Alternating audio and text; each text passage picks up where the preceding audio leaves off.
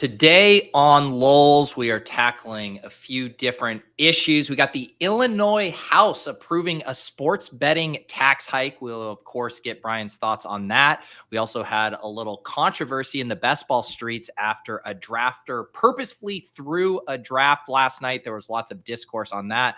We will, of course, talk about that. And any other questions you guys have, feel free to drop them in the comments. This is Lulz with Pete and Bric. Does he think?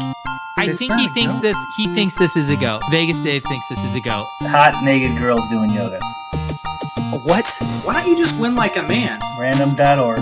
Type in 1 for yes, 2 for no, and let the DFS gods pick for you. And I'm absolutely begging you not to dupe us. Please don't dupe us.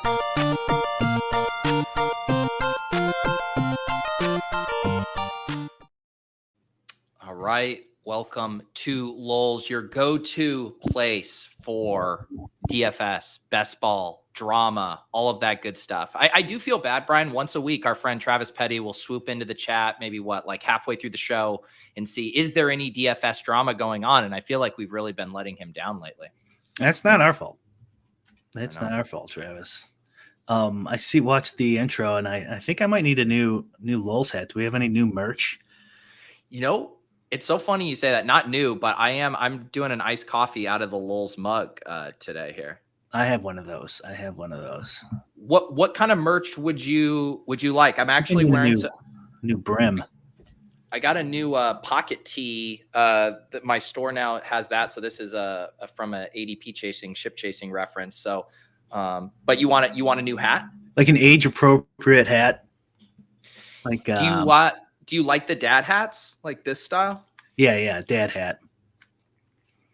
Do you like those? Yeah. This was meant as a bit for me, and now I'm just wearing it so much. I think people think this is what I actually wear in real life, not dad hat. You wear that hat way too much for it to be a bit at this now, point. But it's the only Lulz hat I have. Yeah, Lulz Copper. I haven't seen Copper in a while in the YouTube chat, and the first comment I see from Copper in like 2 months is a Lulz cock ring. Welcome back. It's got like a picture of our face wrapped around. Yeah, you had to start selling Lulz condoms. There you go. Our viewership, we do have the highest female viewership in all of gambling. So maybe we should out again in that market. I know. But yeah, no, if people have, the distributor I use for merch, they have lots of different options. We obviously have the Lulz logo, but if there is a specific either new design or if there's just a piece of merch or apparel that you would like to see the Lulz logo on, let me know in the comments and I can make that happen by request. All right. Brian, let's start with last week. We did start the show and spend a decent amount of time on the Scottie Scheffler situation. We were watching the footage of the cop, approaching his vehicle, very upset. And since then, all of the charges have been dropped. There has been audio that has been released of their conversation. Scottie Scheffler seeming very level-headed, not a menace to society in any way. And it seems like a pretty cut and dry case at this point. Yeah, I think we kind of called it last week too with that cop. He was doing the whole, leading the witness type of trying to get a confession. Real disgusting stuff, which goes on like way too frequently. Imagine if this is happening to Scottie Scheffler as he's pulling into the golf course. Yeah. What they will do to you. Not everyone obviously, but it just goes to show that, they don't like the customer service you get, is really bad. Like compared to anywhere else, even like a bad experience at like McDonald's or something. And it's still usually 100 times better than that, especially with someone like Scottie, who's no threat to anybody, and to drag him like that and then make up this police report that the cop was actually dragged and his pants were ruined. And I mean, is that guy getting fired? I haven't seen the final update. I haven't either. Because part of the plea deal Scottie signed is he can't sue him. Wow. So because in that case, like he could have fought it more, right? I mean, he clearly had evidence on his side. The problem with signing that deal is I can understand from Scotty's like it matters little to him, right? Like I just want to put this behind me. It seems like the type of guy he is. But like when guys like him aren't even going for it when they could, right? He could afford it to go, to seek justice, or it's like this guy then might not get fired. Someone else might be. That guy's been suspended before too, I think. Yeah. So like when people like him aren't even going far enough for some sort of justice, it's gonna have like a domino trickle down effect. Some poor bastard who takes a left turn and doesn't see this fucking loser cop, and then he's banging him with a clipboard, beats someone to death with a clipboard. It's on Scotty's shoulders. Yeah. Ashmal in the chat says he's not being punished. True? He was lightly reprimanded for having his body cam. Oh God. I bet that guy's body camera breaks all the time. Just never works. It's crazy how that happens. So crazy. It's in the shop. I thought he got a week off or something, but maybe I misread. It might have been Twitter info. Who knows? Yeah. Well, but at least Scotty doesn't have to deal with this anymore. What a joke. Yeah, he actually, I mean, man, like you listening to the audio of how calm he was, and there are a lot of other mega famous people who would not have handled that situation with near the grace that he did. Yeah. Oh, I would have been like, I'm Scottie Scheffler. Yeah. Oh my goodness. I'm going to tee off in like 15 minutes. Yeah. Like what? What are you? Why are you treating me this way? Yeah. Insane. So there you go. Putting a bow on the Scottie Scheffler situation. I did want to pull this up because this was, I don't know if you saw this initially last night, Brian, but this was a big topic within the best ball world. There was this draft here. This user screenshotted it, said, this guy's name is Matt Martin, is such a sore loser trying to get a draft thrown out because he didn't get Stroud. And so just to show the draft dynamics of what happened here, basically he had reached, this is getting a little in the weeds. The best ball people will know it. He took Nico Collins early in the second round, which is a reach by ADP, but he clearly did it so he could get Nico tank and then try to get CJ Stroud coming back, which there's no guarantee CJ Stroud ever is coming all the way back there. But this guy who had Josh Allen, and who knows if it was malicious, who knows if it was just someone trying to get to elite quarterbacks, whatever, it doesn't matter. Take CJ Stroud. And then this guy has a full-on temper tantrum meltdown, selects New Orleans tight end Tommy Hudson and XFL hero DeMornay Pearson L with his back-to-back picks, proceeds to tank the entire draft. And the other thing that's noticeable about this is sometimes you expect this behavior from like new people on Underdog. It's like, hey, this is my first draft. I want to get my guys. What the hell? Like whatever. This is a guy with a badge who has done thousands of drafts on this site and throwing a temper tantrum and threatening his account. So first of all, did you see this? Do you have any thoughts about this behavior and how Underdog should handle it? I saw Rudman was posting something this morning, and I'm assuming it was based on this. Yeah. I want to hear your thoughts before I give my take. What do you think should be done here? First of all, I should say Rudman had a tweet he deleted that was very funny, where he quote retweeted and said, "Get ready to learn DK, buddy," and then and then deleted it. That was very funny. I think in general, we were actually talking about this on Off and On the Clock yesterday of the line between, throwing out drafts and allowing people to be bad drafters, essentially, right? Where it's like, okay, he reached 4 rounds ahead of ADP for a player. Like, who cares? Like, to me, the things you're trying to police against are collusion, outright cheating, and behavior like this, where you are maliciously like tanking a draft. You are trying to ruin it for everyone else. Those are the two things. So like, to me, I don't know.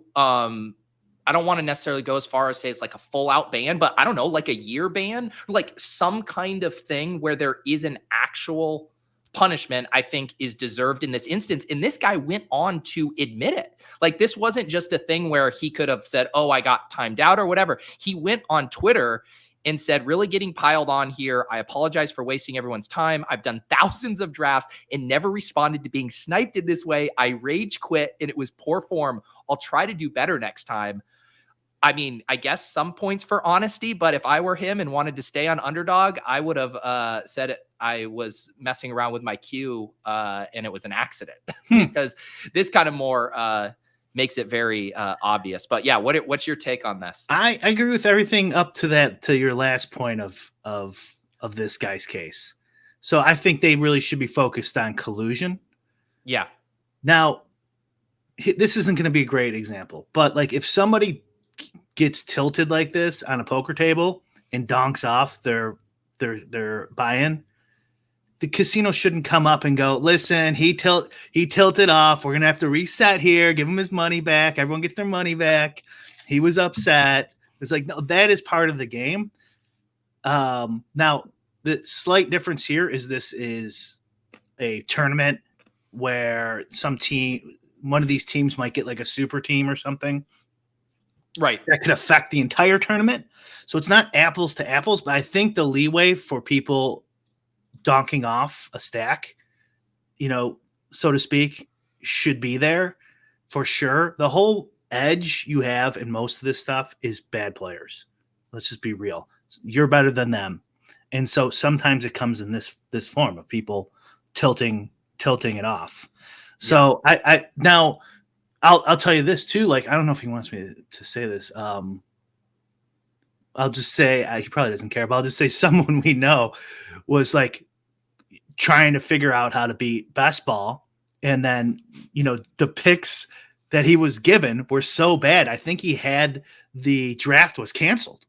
Okay. But that draft shouldn't have been canceled because his early attempts at beating the game suck. Yeah. Right. You know what I mean? Like, and I've had that, like where the draft caddy broke or something. And like the suggestions were bad, or because I was multi-tabling and it doesn't really work super great with multi-tabling, especially on its own browser. Yeah. Like you guys should get the benefit of that. Yes.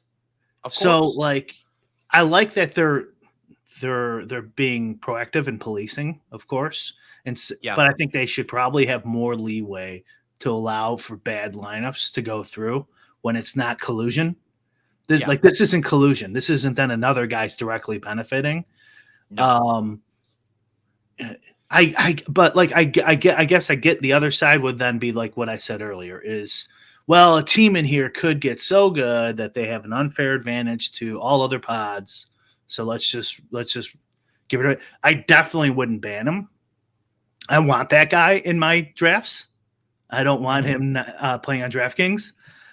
You know what I mean? Like I'd much rather have him donking it off here. So I don't know. I think I'd be more lenient.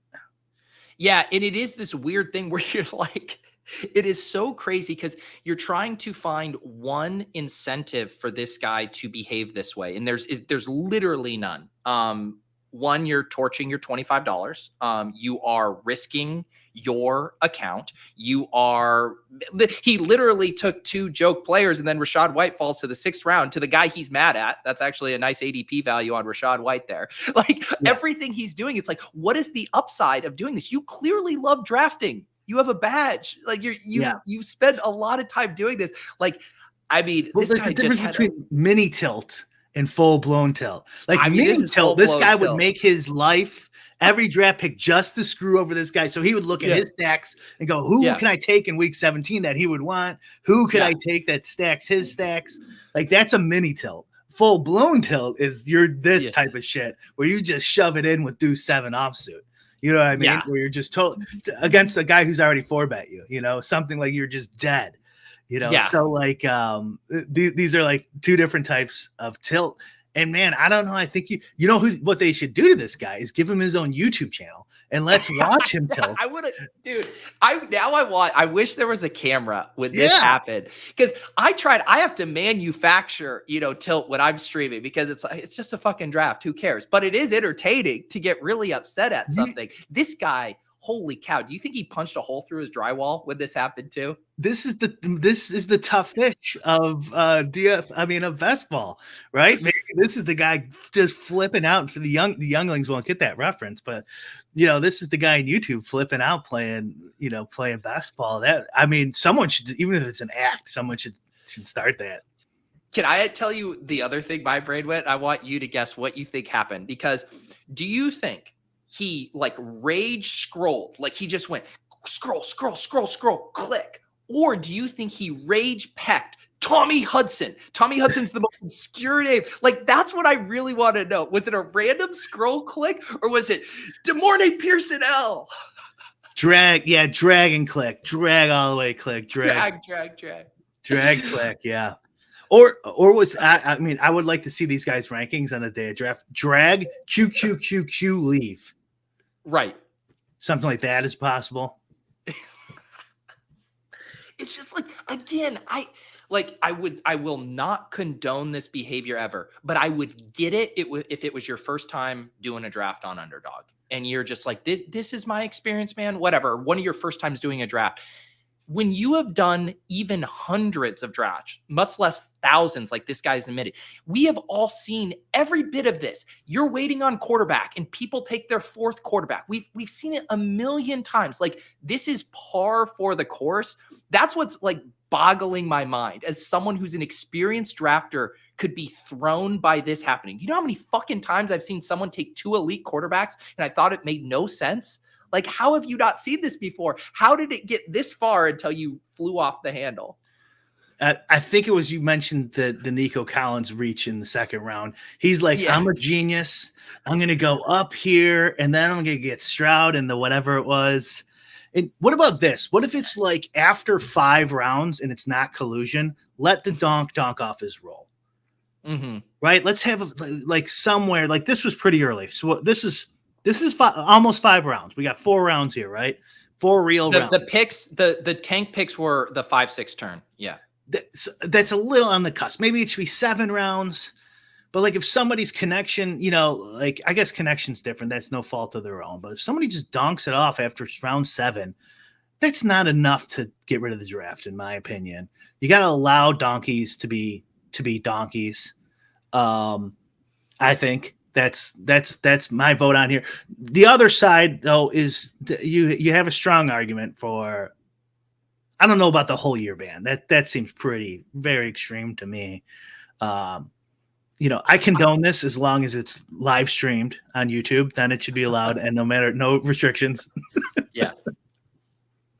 Yeah. It's again, it's weird because sometimes you would find spots where the incentives weren't aligned, but like in this, it really makes no sense to behave this way. But do you know what they're trying? Because a lot of times where people think the incentives are, and again, I'm not going to try to put myself in this guy's head thinking he was thinking logically, but sometimes I think a person who's new to drafting will think, I know I can get this draft thrown out and then I'll get my money back, essentially get to hit restart on the game. And get to try again. I think that's generally the logic when people do this. But again, this guy has to have known that there are consequences for trying to free roll a draft, essentially. That's the strongest argument. Yes. Yeah. That's the strongest one. Is he's not super tilted. He's actually just trying to get the draft canceled, which is another reason why you should let it go through. I could see maybe he forfeits his 25 or something as punishment instead of a year ban. I definitely think that's too strong. And then give him a warning. And then if he does it again or 3 times or something, then ban him. Yeah. I definitely think, at the very least, you do not get your money back for this draft. Yeah, I think I'm with you in that I'm not one of those people that are like lifetime banned, but I do think there should be some form of consequence to be like, don't do this again. I do even think if this happens again, your account is already earmarked as someone who has done this, like then it's curtains for you. Like, you can't just keep doing this without any repercussions. Yeah. If you're just causing problems, over and over again, just get rid of them. I just think like I want to allow people to tilt. I think it'd be good. It'd be good content if somebody did that. And also I think there's a gray area. So like, what if he was mini tilting? And so, he takes someone 3-4 rounds earlier than he should, but it's just to piss off this guy who sniped Stroud from him. Are we banning him then? Are we getting rid of it?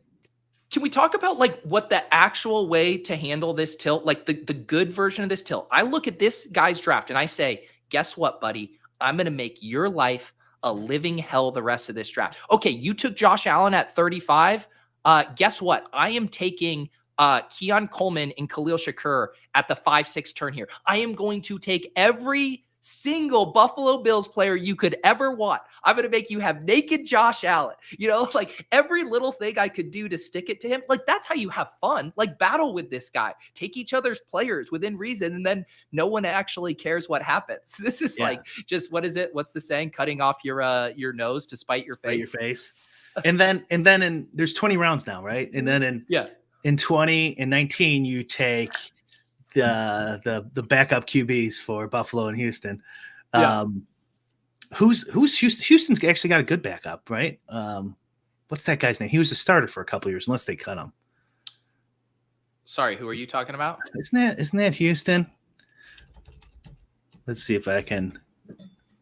I missed what you said initially. Houston's backup QB. Oh, okay. Is it? It's not. It used to be Mike Glennon back in the day. No. I got you. I'll Google better than you. Davis Mills. Davis right? Mills. Okay, there it is. But Davis Mills. Not bad. Take Davis Mills in the 20th. Because if Stroud goes out for the year, he's probably playing all the games. Yeah. Yes. That's how you tilt. So that's how you tilt properly. The other thing, GA said that they said he was banned, but they did not mention that's too bad. Length there. Yeah, I think it's I will say, like zooming out a little bit more on stuff, like where do you fall on if you have, because Underdog obviously has like a very active community and they have people who work at the company who are receptive to these things. Like if something shitty goes down, like they will at least take a look at it. People are constantly tagging them to look at drafts, yada, yada. And that stuff does get seen. I would say on the flip side, from what I hear with the DraftKings, where it's like the Wild West, right? That there actually is no recourse if something happens. Like, where do you fall on that spectrum? Would you rather have Underdog be slightly, I don't know what the word is, like interfering in this kind of stuff, or just be completely absent? More regulatory? The DK model. Yeah. This is going to really press your libertarian buttons here. I'm kidding. I think I would put all my resources into like doing it later on, like in the playoffs. And then you're like, oh, this guy was cheating. But then that's a really bad user experience to go that far and then be like, this draft of yours was thrown out. Like you can't do that in the playoff formats either, because then that impacts like who advanced out of that pod and stuff. You can't wait that long. Well, you could do it. Like what if you did it in the last pod, the last week? Well, I do think they did do some of their integrity checks pretty late into the drafting season last year. Not bump someone else up. But like, why wouldn't you just flag that before the season starts? Because it probably costs a shit ton. Yeah. Well, yeah, it's a lot of manual time. But I'm more just asking, like, do you want the sites policing this so you know that the integrity of your draft rooms is intact versus having no oversight whatsoever? Right. Okay. Yeah. Because I'm saying if I was running things, I'd do it as cheap as possible and probably do it at the end. I mean, I don't know. The drafts where there's like 3 guys colluding is pretty ridiculous. Yeah. So, I do hate that idea. Someone mentioned in chat earlier of like this asshole wasted everyone's time. That's another argument for like a week ban or whatever. Yeah. That's like it takes an hour plus to do these fucking drafts. Yeah. And I think that the hard thing too is the ambiguity of if it's going to get like, so if you knew, okay, Tommy Hudson, DeMornay Pearson, now you knew for a fact, then you just put auto draft on, you're going to draft off of ranks, the structure, whatever, like, and then you walk away, like you eject from it right away. It's not knowing. And then you're like, well, shit, I got to sit here for the next 35 minutes because I don't actually know if it's going to get thrown out or not. Yep. Yeah, for sure. I mean, I don't think you can have a perfect world where all the bad drafts go. So, you know what I mean? Because like I said, like what if this guy made it to the 10th round and then he, you know, somewhere between mini tilted and mega tilted, that's probably not getting kicked out. Yeah. Well, we had a moment. It was so funny because we talked about some contest integrity issues yesterday on the Off and On the Clock show with the Badge Bros. This was before this incident even surfaced on Twitter. And a guy in our draft room took Ben Sinnott, the Washington Commanders rookie tight end, in the 2nd round.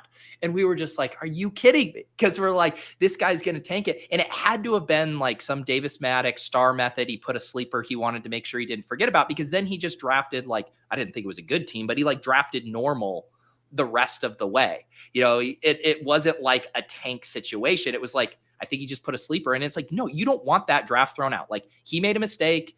He didn't tank the draft. He sat there and drafted the rest of it.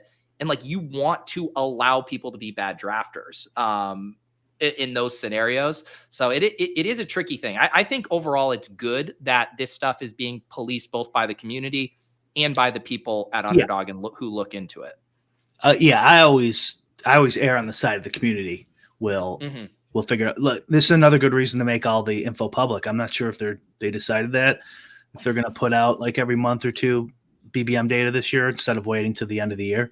Yeah. But that would certainly help. The looking, like allowing bad players. So like, what percentage of lineups do you think on Underdog that wouldn't have gone on DraftKings? Like those ones I explained before, like people using, an app or something or process they built that sucks, and they should lose that $25. You know what I mean? It shouldn't go away, or just people being donkeys get canceled on Underdog where they otherwise wouldn't have. And now, you would have advanced in those pods, more frequently. Yeah.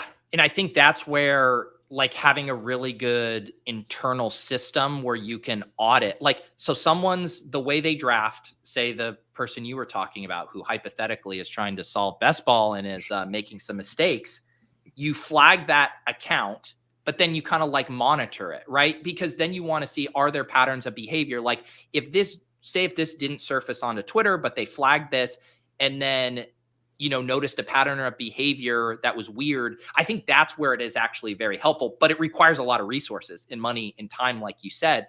But I think, Sacrilegious, who was in the chat earlier, he was willing to do a lot of data analysis on the weekly contest, the battle royales, looking for weird patterns of behavior with potential colluders and stuff. So I do think ultimately, like, getting that data out there, letting people self-police it could be a good way to approach this. And battle royale is a lot different than best ball. I would be more lenient on best ball, BBM 5. Yeah.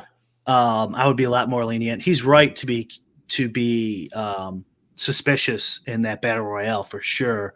I mean, just think about it. You get 3 guys or so in one of those groups, and then one team gets the top, 10 DFS or whatever DFS points projection guys in a battle royale. Like, that's a huge advantage.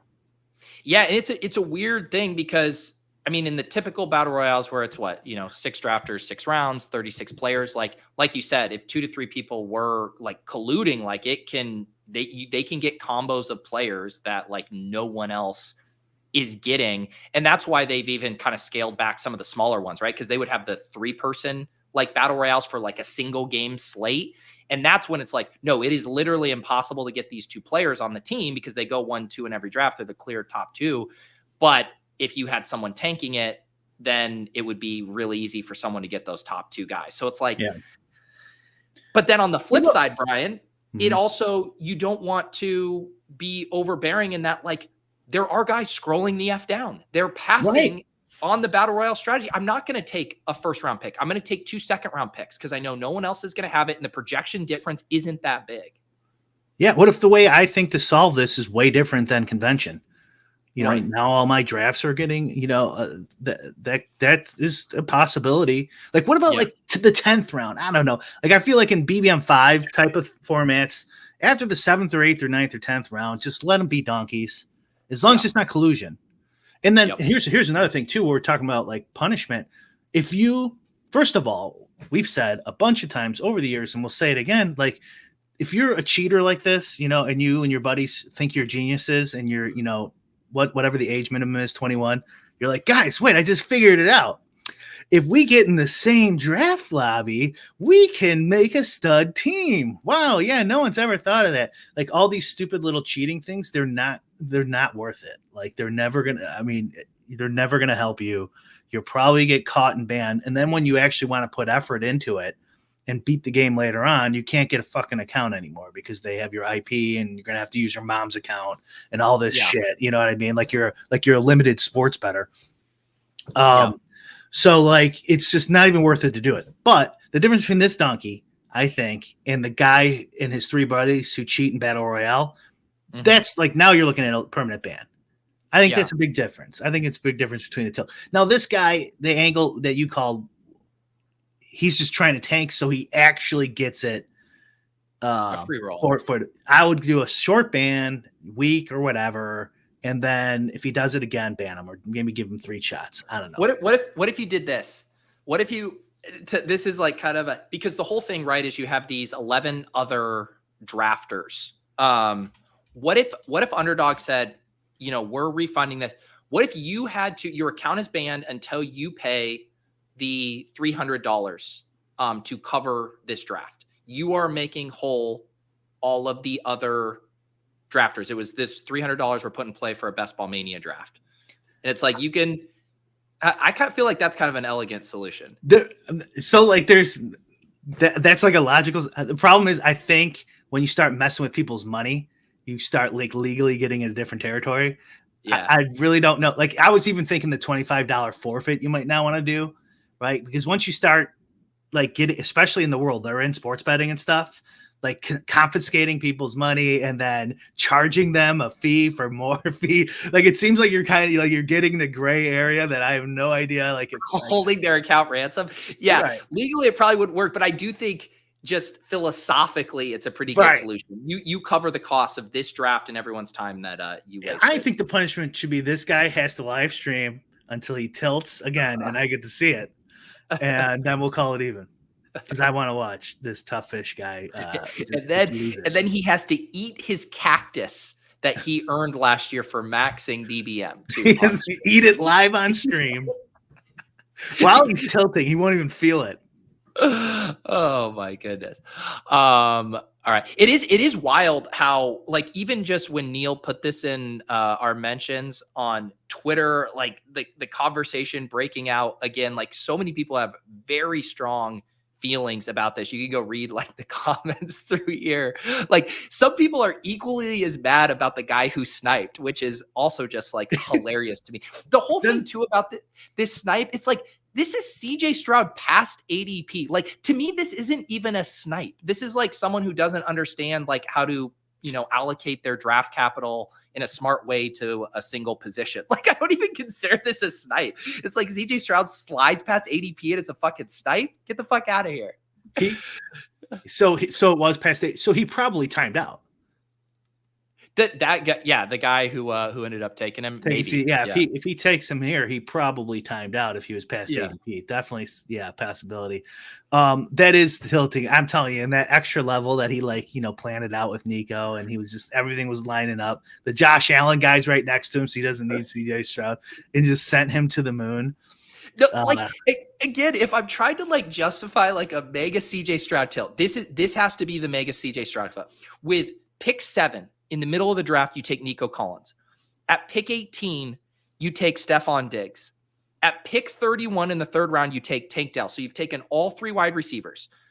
Now you're still an entire round ahead of ADP. You're the only person with a Texan. You're ready there in the middle of the 4th round, pick 42. I'm going to complete my triple stack. 4 straight Texans. The guy at pick 41 takes CJ Stroud. That's when you fly off the handle. You don't get to lose it trying to get mega ADP value on your double stack. Like that, get the fuck out of here. Now I'm pissed. I don't know. He could lose it a little bit here. Come on. This guy's got Josh Allen. No. You're on his side. I don't know. Just the idea of someone tilting just makes me laugh. I love it. I don't want them to take it away. Like this is probably half the average basketball player's edge right here is like donkey tilters. You know what I mean? You can't get rid of it. Yeah. All right, there lots of excitement in the chat because Underdog just dropped 2 new contest formats. They were teasing these yesterday, but Brian, I'll read these off and then you can give me your thoughts on these formats. So we got the marathon, cumulative scoring for weeks 1 through 17, 15 to enter. So this is very similar to the drafters style. No playoffs, no pods, just whoever's team scores the most points. Boring. No. But a lot of people like it. A lot of people wanted this. So here it is.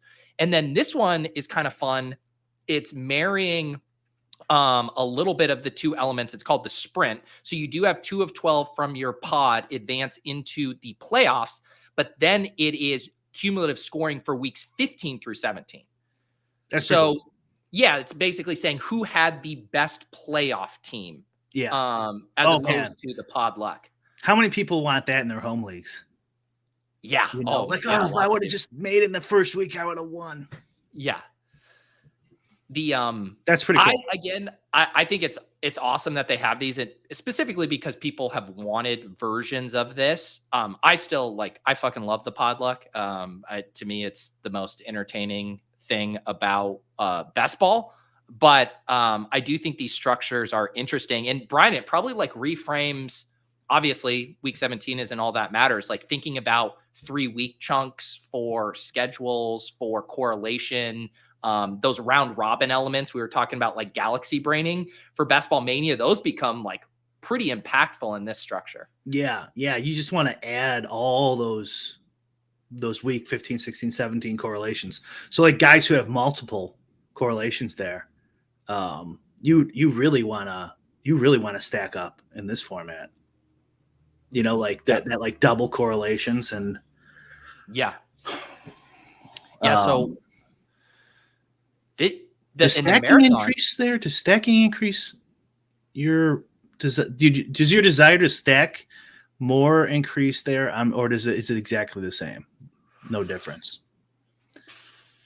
So definitely bringbacks are mostly off the table, I guess, unless you're getting to kind of double dip it with multiple teams who are playing each other. Yeah, that's what I would do. I would go, if you can get, we're adding that. That should actually be on this new update. It'll just show each player's total correlations to your drafted players. So if you have a guy who's, you have two Panthers and 4 Jets, and he has a week 15 Panthers and week 16 Jets.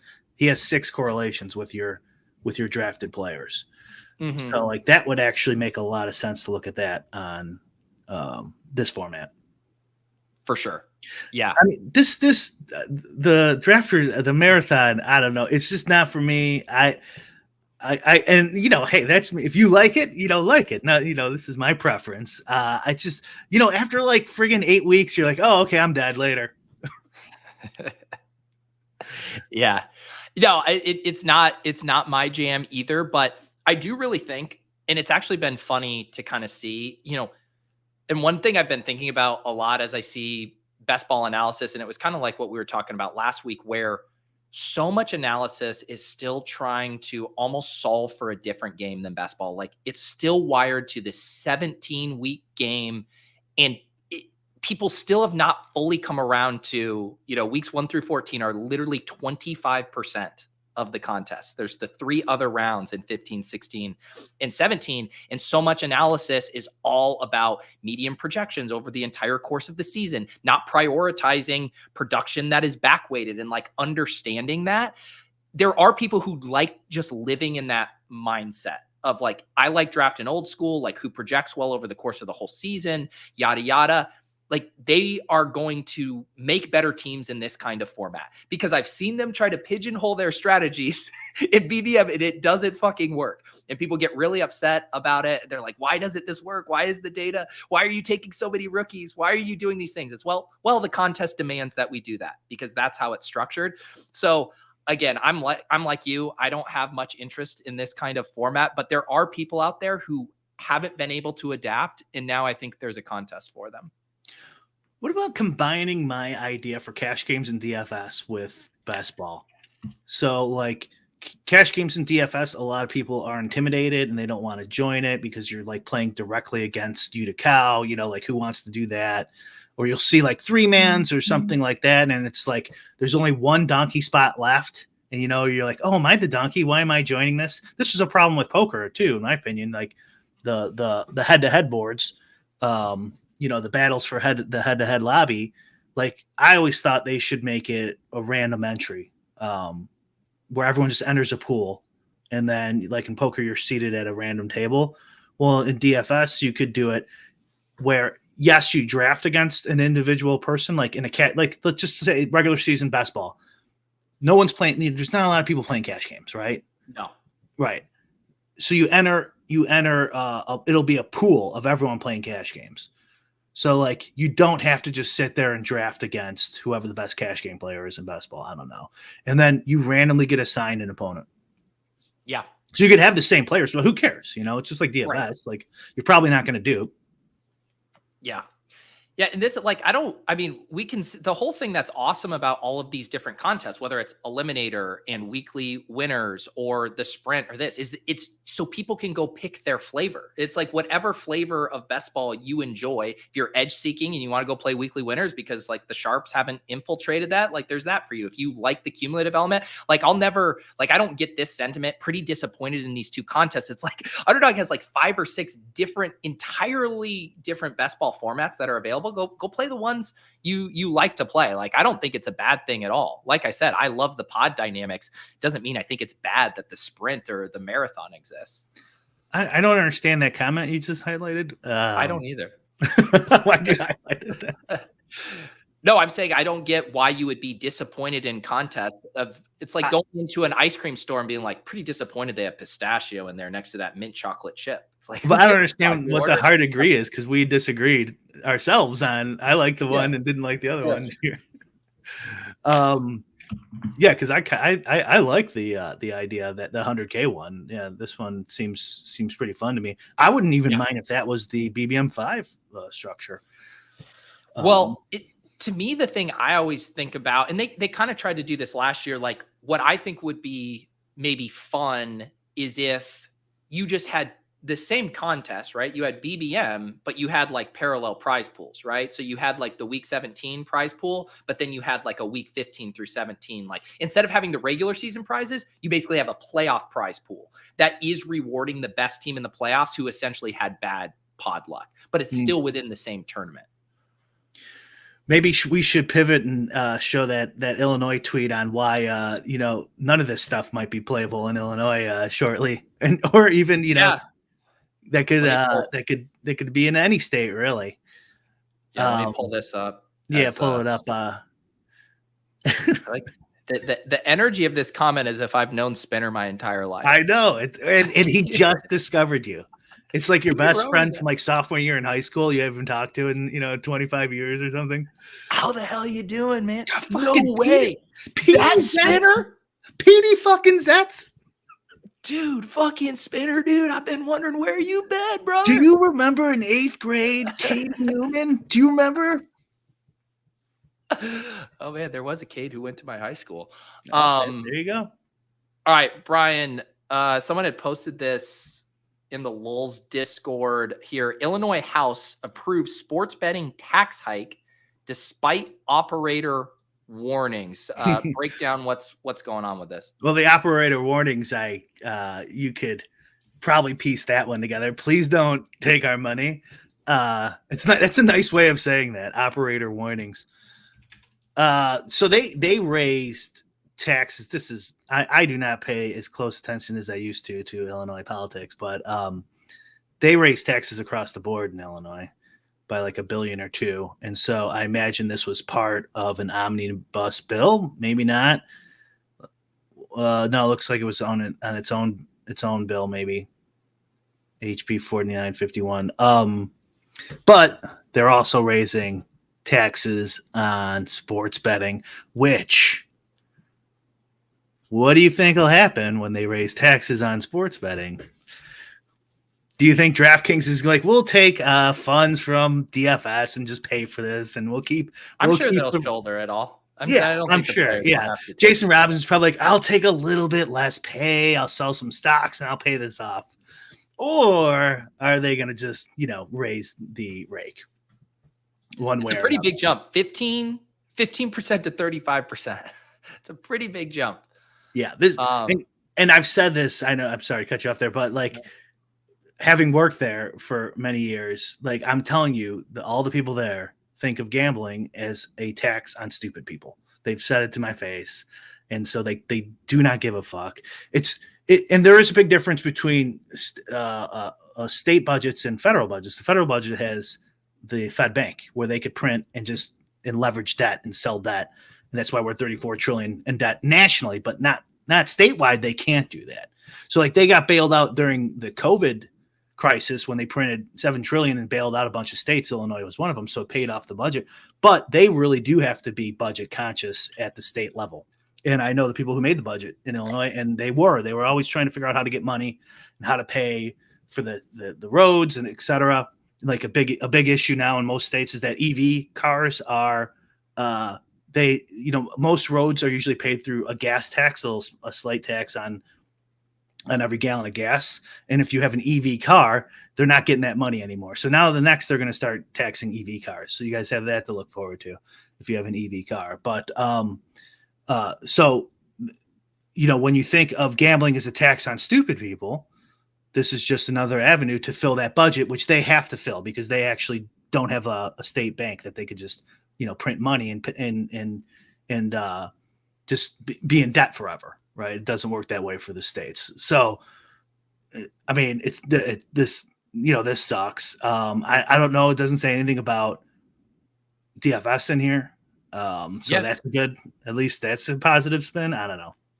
But it's it is crazy. Right here, major sportsbook operators tried to fight off the tax hike, warning it would lead to a weaker product and worse odds. Legitimately saying our lines will be more predatory to cover this tax hike.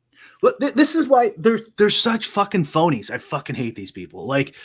This is the group of people who's wouldn't allow gambling, right? Wouldn't allow sports betting and DFS, or poker, but they also own and operate a monopoly on lottery tickets and scratch off tickets, and then allowed, the mass creation of the fucking slot machines in bars everywhere. And I don't know if you've been to Illinois recently, but they're everywhere now, right? Brian, but then they're like, no, but we need the integrity of sports betting's too bad, and of course we talk about it all the time here. No one's actually looked at the studies on addiction on these things, and then they grandstand on why you can't have poker. We still don't have poker, right? These skill game sports that are completely entertainment based with a small percentage of the population that gets addicted to them. Unfortunately that sucks, but it is what it is. And then they grandstand on those, on those issues. Right. And it's just and then when push comes to shove and they actually legalize it, they just raise taxes and then they don't care. They don't give a fuck that. And now anyone who bets in Illinois, basically, if these lines get high enough, there'll be no Illinois resident could make money on it. Yeah. They don't care. Yeah. And again, the idiot players, they will be none the wiser. The people who understand what a hold is on a line, who are just oh, I want to bet the home team. That they don't understand that the tax just got baked into that. Yeah, and this is from their like the legislator's perspective is supposed to be the one who's like the little guy here. We're looking out for the little guy here. They don't know what they're doing. If we're gonna legalize this, we want it, the best odds for the residents, right? So they lose the least amount of money, right? You would think that's what their game plan would be, but they literally do not give a fuck. They have to fill. Now the only reason is they must be desperate for money. Yeah. Which is not shocking, especially in Illinois, because this does piss off some of their donors. They want money from DraftKings. They want money from all these sports books. I would love to have been there for this one, because you have to be behind the scenes to know what everything's going on, and it's usually never what they tell you publicly. But there's a lot of big names and donors who own sports books in Illinois who move. Who move a lot of bills. So to get this passed too must have been an interesting negotiation. But they have the Democrats have I think a super majority or close to it. Pritzker's the governor, and they pulled it off. Yeah, and it looks like Pritzker was the one who initially wanted a general increase from 15 to 35, but the legislator was proposing a progressive rate of 20 to 40%. Okay, so the legislature wanted it higher than actually Pritzker did. Yeah. It's kind of because Pritzker's a billionaire, so he doesn't really need DraftKings money. Yeah, so they have it progressive based on annual revenue, yearly revenue. So if it's like 25% up to 50 million, 30% up to 100 million, 35% up to 200 million, and 40% for more than 200 million. With retail revenue subjected to similar rates. They had this old they used to before there was a lottery in Illinois, it was like run by the mob, like under the table. There was like under the table lotteries, and so that was the argument for making lotteries legal in Illinois. It was like, well, we got to get it out of the hands of the mob. Right? They've been using that like line of reasoning for fucking decades. And so they did. They made it legal. And then one other caveat they did is we're going to take all the lottery money and we're going to put it to education. Right? So every penny of lottery is going to go to education. Right? This is like what a noble cause. And like I'm just picturing, this money going up. But what it is it's just an accounting trick. Right? So like let's say there was 300 million going to education before the lottery. And then you get 300 million with the lottery. Well, you know what they do? They take that old 300 million, since it's not dedicated to education, and they spend it elsewhere, and they just use that 300 lottery money because it's, again, you can't print money as a state. So it's all just one big pool of money. And then they just move around other money because now they have this new source. And so like, I don't know, this is just like another example of playing with numbers to just fill holes in debt. Yeah. And I mean, like it says here, the projected bulk of the tax would come from DraftKings and FanDuel, the two biggest bookmakers in the state. The duo's tax bills in Illinois would be estimated to grow to 121 million and 150 million respectively from the 53 million and 63 million they faced with a 15% rate. I wonder, here's another thing too. They were getting like X amount from like the 7 or so or 8 or whatever many casinos there are in the state of Illinois. I don't know the South very well. I wonder if they were losing money there since the online option popped up, and maybe the person wasn't going to the casino as much, and their revenue was dropping. I bet that was talked about. Yep. Yeah, that's it's a bummer. I think I read in here too that it's already happened in Ohio, and probably more copycat states to come soon if this keeps happening. Yeah. And I mean, having worked there, they could get rid of like 80% of the employees and you wouldn't even fucking notice. Like no one does anything. But of course, like they don't that thought never pops in their head. Like, oh, maybe we could reduce. No. Let's just raise taxes on the dumb gamblers. Yeah. Hang on, Brian. You didn't tell me my boy Spinner too. Brian Hooper, you son of a Spinsy? gun. How the hell are you? Spinsy. Spinsy. How do you know Spinsy? How the hell do you know Spinsy? Fuck. Beta Chi? Is that you, Spinsy? You guys were in the same frat? Spinsy? I didn't, man, in high school, you did not strike me as a frat guy. Holy shit, Spinsy. Fucking Spinsy. I didn't know you went to, or you didn't know Spinsy went to NIU? No, man, I lost touch with him. I lost touch with Spinsy. This guy, man, we should get together. We should all get together for a reunion. Bric, Pete, and Spinsy. We do it. We're like, wait, I don't know who this guy is. Do you No. know? But it goes to show you, if you know, the catfishing, it can happen in the comments. If you act like you know me, I'll fall for it. There. Maybe he knows Levitan. Penn State. Why don't you do this on a ETR stream? Please don't, Brian. We need all the viewers we can get. Good point. I got one more comment. If you're did you listen to the new Unabated podcast? I haven't. Is it with? Oh no, I was thinking of Bet the Process. What's the new one? So Unabated has a podcast apparently, and they had Sarah Mack on. So he's like a DFS player / sports betting pro. Okay. And so I've always wanted to have him on our show. He lives in Bali though, so I wonder if that is really, that might be like the opposite time zone as us. Actually, I don't even know what time zone it is, but where is Bali? I mean, it's now you're really questioning my geography here. Somewhere in like the South Pacific, Indonesia. Yeah. Okay. Yeah, that's where I thought it was. Yeah. Yeah. Anyways, so yeah, that was an interesting podcast, but there was one comment she made that I thought was interesting. She said that she doesn't play DFS, but she thinks DFS is like a gateway drug to sports betting. Because they allow 18-year-olds to gamble, and so that like primes them to 21.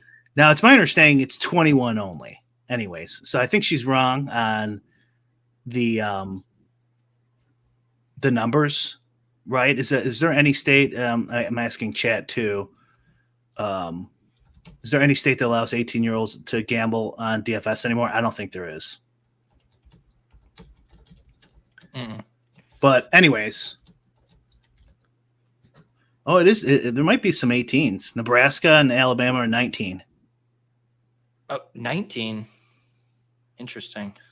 But Nebraska, in your defense, you can marry your cousin when she's like 14. So, well, that's like I was able to play, poker at the Indian casinos when you were 18, but then some of them you have to be right. Obviously in Vegas, you got sovereign territory. Yeah, and this is Forbes, so who knows?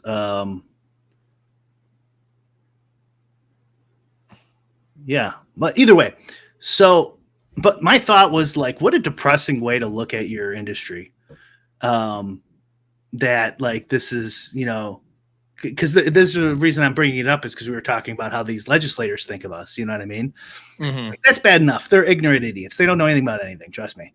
But like except how to raise money. But but like when you're in the industry and to think of, like,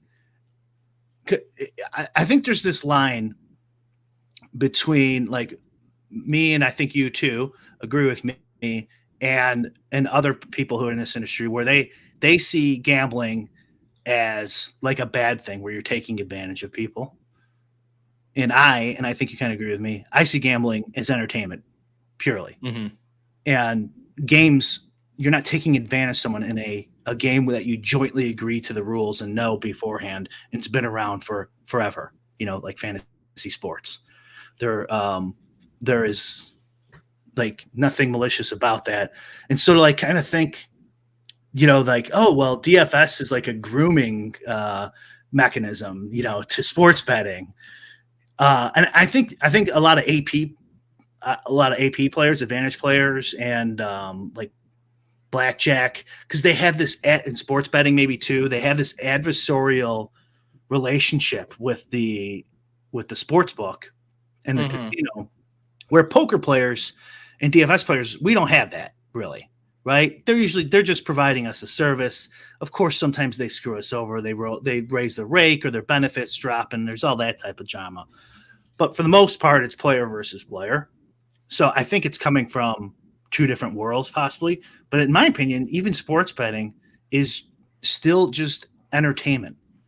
Now, if you want to make it your living, people make their living in the entertainment industry all sorts of different ways, right? Like, and they work on the set of a movie. You know, they're producers. There's the porn industry. Even I think Nerdy Tenor was in that for a little while. Strip clubs are a gateway drug to the porn. The porn. Well, that might be true.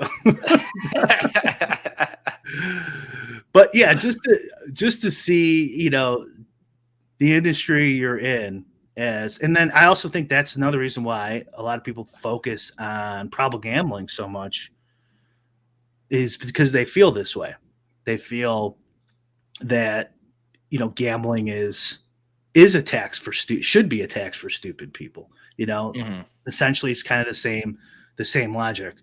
And I think most of that is propaganda. I really do. I think gambling is entertainment. And you might go like, yeah, but you're losing money, but that doesn't matter. You lose money in pretty much every form of entertainment, right?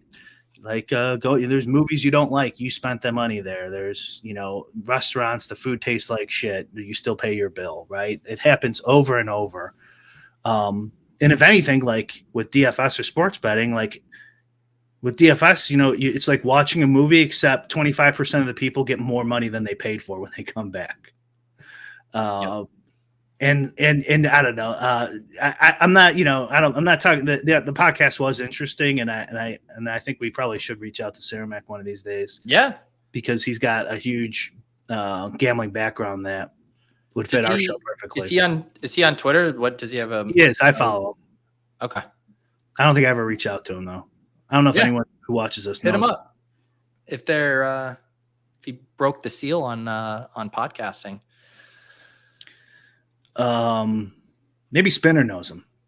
Spinner, yeah. Spinsy, probably definitely. Spinsy knows everybody. Spinsy, do you know him? Please put us in contact. All right. This has been Lowell's. Some updates to the draft caddy, right, Brian? Yeah, just small stuff like DraftKings fixes and getting the like changing the font so the week 16 and stuff. Oh, yeah, that correlation thing will be in there. And we're working on getting the somewhere where you could see the drafted players week 15 through 17 opponents. Yeah. Where it's a little easier. We might put the matrix idea on there or put it like right next to the names if it'll fit. Yeah. And then we're talking about, I was mentioning this to you, someone mentioned in our Discord, redoing the draft capital box so it'll show your opponents, like how many QBs they have and stuff like that, but all in a handy little box. Yeah, I don't know. I want to redo that so it's, you know, useful for you like someone like you, Pete. Yeah. So if people have thoughts on that, let us know. Yep.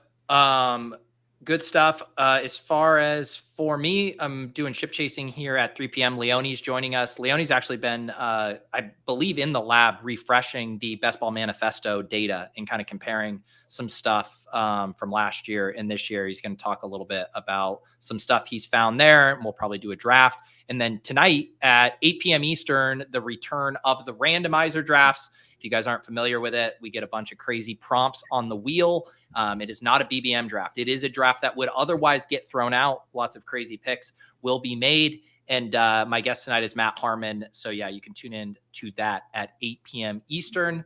Otherwise, good luck out there. And, you know, like Brian said, you should be able to live a little in the draft. Just wait until round 17 and 18 to get your Tommy Hudson, Pearson L. Ray mini correlations.